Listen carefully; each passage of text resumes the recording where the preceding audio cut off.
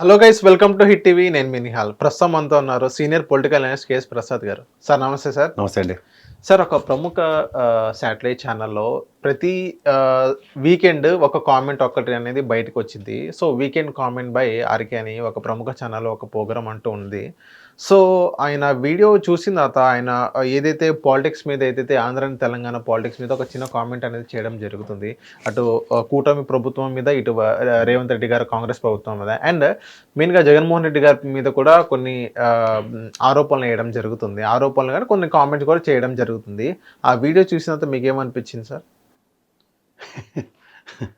ఇప్పుడు జర్నలిజంకి కొన్ని విలువలు ఉంటాయండి.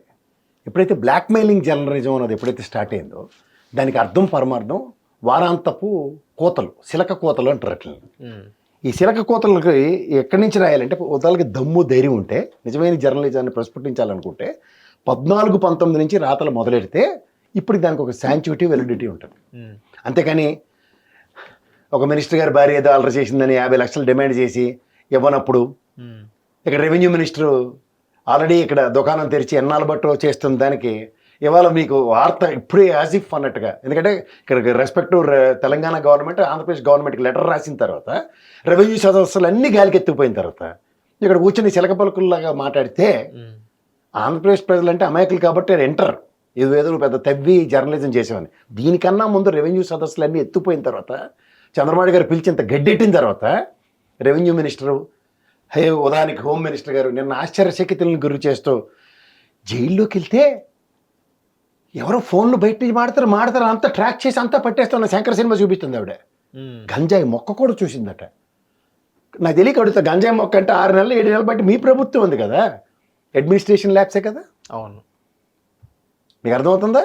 పైపచ్చి నిన్నగాక మన పవన్ కళ్యాణ్ గారు గేమ్ చేంజర్ సినిమాలో మాట్లాడుతూ ఆ ఫంక్షన్లో ఏంటి కాలక్షేపానికి బైకులు రేస్ చేసుకొని మీరు ఇలా ఆ ఫ్రస్ట్రేషన్ అంతా వెంటవాలంటే సినిమాలు అంటున్నారు. ఉపాధి కల్పించడం అంటే అడ్మినిస్ట్రేషన్ ఫెయిల్యూరే కదా. ఇవన్నీ రాసి దమ్ము ధైర్యం ఉండదు. ఎందుకు ధైర్యం లేదని నేను చెప్తున్నానంటే, నీ శిలక ఇప్పుడు పలికింది. ఎందుకంటే నోట్లో మట్టిగడ్డ పెట్టుకుని చేతికి పక్షవాతం వచ్చిన తర్వాత వచ్చే దిక్కుమాల రాతలు కాదు. అమరావతి డిజైన్ల కోసమని జపాన్ మాకీ సంస్థని చైర్మన్ పుమిహికో చెప్పిన వాస్తవుడు జ్ఞాపకం తెచ్చుకుంటూ ఒకసారి ఎప్పుడు 2017లో ఓకే ఏం చెప్పాడంటే, ఇంత చెత్త పాలన, ఇంత మెజరబుల్ అడ్మినిస్ట్రేషన్ ఫెయిల్యూర్ని నేను ఎక్కడా చూడలేదని వెళ్ళిపోయాడు ఆయన వెనక్కి. ఆర్కిటెక్చర్ డైజెస్ట్లో ప్రత్యేక వ్యాసం రాశారు దీని గురించి. ఎందుకంటే జర్నలిజం అక్కడ బతికుంది. ఇంకా 2017లోనే ఈ హెచ్కం కబుర్ల గవర్నమెంట్ గురించి అప్పుడే రాశారు. ఎందుకంటే నీకు దమ్ము ధైర్యం ఉండదు. మెయిన్ నీ కడుపు మంట ఏంటంటే, నీ కళ్ళ ముందు ఒకటి టీటీడీ చైర్మన్ ఇచ్చారు, నీ నోట్లో 100 కోట్లు పెట్టి గోపెట్లా కట్టుకుంటున్నావు కదా, ఒక పెద్ద భవంతి. దానికి ఇంకా లోపాయికార బహిర్గత ఒప్పందాలు ఇంకా సెటిల్ అవ్వనప్పుడు వచ్చి శిలకపోలకి ఇలాగే ఉంటాయి. ఎవడికి తెలియవు. ఆంధ్రప్రదేశ్ కంటే బీహార్ బెటర్ అని వింత అనుభవాలు వచ్చాయని, సిఆర్డిఏ స్వతంత్రంగా పనిచేయట్లేదని, సిఆర్డిఏ చట్టాన్ని స్వతంత్రంగా పనిచేయట్లేదని నిన్నకి మనం తార్కాణమే 31,000 కోట్లు అప్పులు చేయడానికి ఇదే క్యాబినెట్ నిర్ణయాలు సిఆర్డిఏని బకరాన్ చేస్తూ, రాజకీయ జోక్యం అని అంత గోప్యంగా జరుగుతుందని, ఈజ్ ఆఫ్ డూయింగ్ బిజినెస్ కూడా it's a falls propaganda in the tenure of 14-19. Statistics చెప్తా, మీరు అంత కష్టపడి 19,50,000 ఒప్పందాలు చేసుకుని కూడా జస్ట్ 33,000 కోట్ల ఒప్పందాలు మాత్రమే గ్రౌండ్ అయితే 34,000 ఉద్యోగాలు మాత్రమే ప్రకటించగలిగారు, మీరు కల్పించగలిగారు. వేరాస్ జగన్మోహన్ రెడ్డి టెన్యూర్లో మీ 19.5 కలుపుకొని ఆయన తీసుకొచ్చిన 13,50,000 కలుపుకొని టోటల్ 33 లక్షల్లో 1,103,000 కోట్లు 3,41,000 మందికి ఉపాధి కల్పించబడింది. దీని మీద రాసే దమ్ము ధైర్యం లేదు. సిలక్ అప్పుడు పక్షపాతం, నోట్లో మట్టిగడ్డలు పడ్డాయి. ఈ దైద్రానికి తోడు ఏదైనా ఎవడైనా స్ట్రక్చర్ గురించి ఏదైనా వాడాలంటే 2 డైరెక్టర్లను కన్సల్ట్ చేయాలట. ఆ డైరెక్టర్ వాడు రాజమౌళి, ఇంకోటేమో బోయపాటి సీను. సినిమాలు తీయడానికి అమరావతి రాజధాని అంటే పీపుల్స్ క్యాపిటల్ అని చెప్తున్నారు కదా, ఈ సినిమాలతో సంబంధం ఏంటంటే ఏం డిజైన్లు, సెట్టింగ్లు అవి శాశ్వత భవనాలు. అందుకే తాత్కాలిక భవనాలు అని చెప్పి 11,000 కోట్ల పైచీలకు మీరు ఖర్చు పెట్టిన తర్వాత కూడా లెక్కకుండా చేసిన ఉదంతాలు మాట్లాడుకుందాం.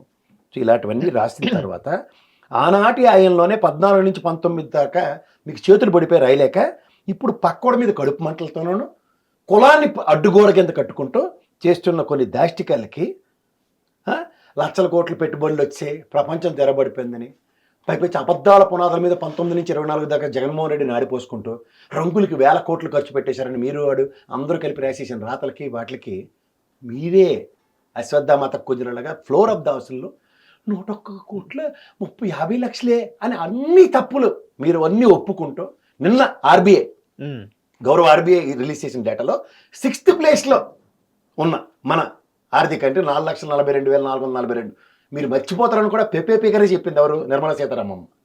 అది ఆర్బీఐ కూడా 23 డిసెంబర్కి మొత్తం దేశంలో ఉన్న అన్ని రాష్ట్రాల్లో 6వ ప్లేస్లో ఆంధ్రప్రదేశ్ అప్పులు చేసి ఉన్న దగ్గర శ్రీలంక అయిపోయిందని మీరు 1,19,000 కోట్లు అప్పులు చేసి అడ్మినిస్ట్రేషన్ ఫెయిల్యూర్స్ చేతనైతే రాయి.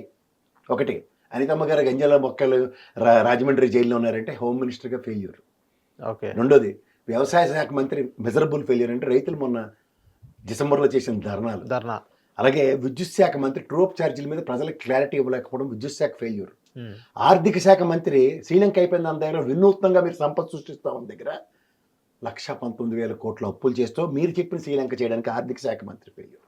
రెవెన్యూ సదస్సులు నిర్వర్తిస్తూ రెవెన్యూ మెజరబుల్ ఫెయిల్యూర్. ఇక్కడ తెలంగాణలో వచ్చి రేవంత్ రెడ్డి గారికి ప్యారల్గా రియల్ ఎస్టేట్ స్టార్ట్ చేస్తే ఇక్కడి నుంచి ఇంత గడ్డెట్టి బయటికి పంపించిన ఉదంతంలో రెవెన్యూ వ్యవస్థ ఫెయిల్యూర్.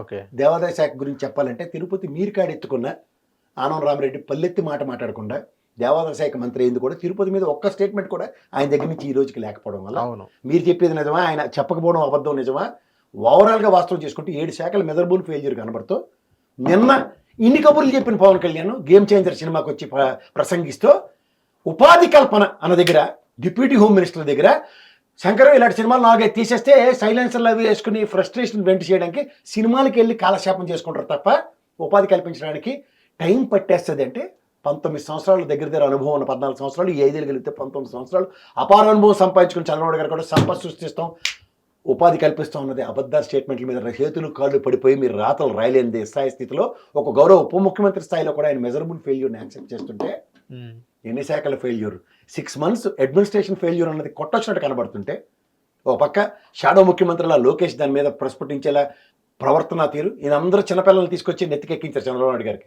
ఆ రోజు రామారావు గారు అయితే ఒక 50-60 మంది ఆయన టీం ఉండేవారు, అందులో ఆరితేరిన అపర మేధావులు ఉండేవారు. నేను ఎన్నోసార్లు చెప్తూ ఉంటాను, ఇవాళ హైటెక్ సిటీ లాంటి కల్పనలో ఒక అందవేసిన సిచ్యువేషన్ అట్రిబ్యూట్ అయింది కాబట్టి దాన్ని ముందుకు తీసుకెళ్ళడానికి చంద్రబాబు నాయుడు గారికి అవకాశం కల్పించబడింది. ఇవాళ మీరు ఏ టెక్నాలజీలు డ్రోన్లు ఈ పెట్టకథలు చెప్తారు ప్రజలకి, ఈ డ్రోన్లతో ఏం ఉపాధి కల్పిస్తారు చెప్పండి? పెళ్ళికోడు కెమెరామెన్ బదులు ఈ డ్రోన్లు వేసుకుని తిరుగుతారు. గతంలో photographer now is become a drone operator and is taking all set of photo. అంటే పొలాల్లో ఎరువులు చల్లడానికి కానీ మందు చల్లడానికి డ్రోన్ యూస్ చేస్తారు. నరేంద్ర మోడీ పెట్టకథలన్నీ ఇప్పుడు చెప్పకండి సార్. సార్ టెక్నాలజీ అడాప్టబిలిటీతో ఇప్పుడున్న దానికి ఎన్హాన్స్ చేయడానికి ఉపయోగపడాలి. ప్రధానికి నేను హైటెక్ సిటీలో ఉపాధి కల్పించడానికి ఆ రోజు హైటెక్ సిటీ రంగం అంటే ఐటీ రంగం పరుగులు అందుకుంది. ఇవాళ ఏ పరుగులు అందుకుందని చెప్పి మీరు తీసుకొచ్చి దాన్ని పెడుతున్నారు. ఓకే. ప్రత్యామ్నాయం క్రియేట్ అయింది కాబట్టి దాన్ని ముందుకు తీసుకెళ్ళడానికి ఉపయోగపడింది. ఇవాళ ప్రత్యామ్నాయం క్రియేట్ చేయడానికి మీ దగ్గర వెసులుబాటు లేక ఈ కాకమ్మ కథలు ఈ తపేలా ఛానల్తో చెప్పించుకుని ముందుకు వెళ్తున్నారు. ప్రత్యామ్నాయ కల్పనలో అడ్మినిస్ట్రేషన్ ఫెయిల్యూర్స్ కొట్టొచ్చినట్టు కనబడుతున్నాయి. 7 శాఖల సమన్వయ లోపం అంటే లా అండ్ ఆర్డర్ విషయంలో కూడా జగన్మోహన్ రెడ్డి గారు మొదటి 3 నెలల్లోనే ఢిల్లీ వేదికగా చేసిన దగ్గర ముఖ్యమంత్రి గారి దగ్గర లా అండ్ ఆర్డర్ శాఖలు ఉన్నాయి. అంటే ఓవరాల్గా 8 శాఖలు పట్టుకోల్పోయి పట్టు నియంత్రణ లేకుండా వాళ్ళు అడ్మినిస్ట్రేషన్ చేస్తుంది. ఎన్నాళ్ళకి నిద్ర లేచాడా చిలక బలుకులు రాయడానికి? ఎందుకంటే ఒక ఆల్రెడీ రేవంత్ రెడ్డి గారి గవర్నమెంట్ ఒక లెటర్ రాసిన తర్వాత సాటి రెవెన్యూ మినిస్టర్ మీద వాట్సాప్ ఆఫ్ దాష్టికాలు ఇక్కడ ఐటీసీ కోహినూరు వేదికగా జరుగుతున్న దగ్గర బ్లాక్మెయిల్ రాజకీయాలకి అగ్గికి ఆజ్యం పోసినట్టు. ఎందుకంటే 25 మంది ఉన్న క్యాబినెట్లో 24 మంది ఉండి ఒక అవకాశం నాగబాబుకి కల్పించమని ఒకవేళ జనసేన నుంచి ప్రపోజల్ వచ్చినా ఈ 24 మందిలో మాకు చేత కావట్లేదని ఎన్నో విధాలుగా ప్రూవ్ చేసుకుంటూ ముందుకెళ్తున్న దగ్గర ఇండైరెక్ట్గా క్యాస్ట్ ఈక్వేషన్స్లో కందులు దుర్గేష్ గారు క్యాస్ట్ చేయటం నాకు తెలియదు అంటే ఇండైరెక్ట్ ఇంట ఇంతమంది ఈ సామాజిక వర్గం నుంచి ఆల్రెడీ ఉన్నారు కాబట్టి ఈయన కూడా తీసి వచ్చాను ఉదంతానికి ఏమైనా తెరలేపుతున్నాడా? ఇవన్నీ మీరు ఒకసారి అత్యంతం గమనించగలిగితే ఎన్ని శాఖల ఫెయిల్యూర్లో కనబడుతున్నాయి. ఓకే. హిట్ టీవీ యాప్ ని డౌన్లోడ్ చేసుకోండి. ఇందులో short news, live news, entertainment movies అన్ని అవైలబుల్ గా ఉన్నాయి. Please download hit TV app. Hit TV app ని ఫ్రీగా డౌన్లోడ్ చేసుకోండి.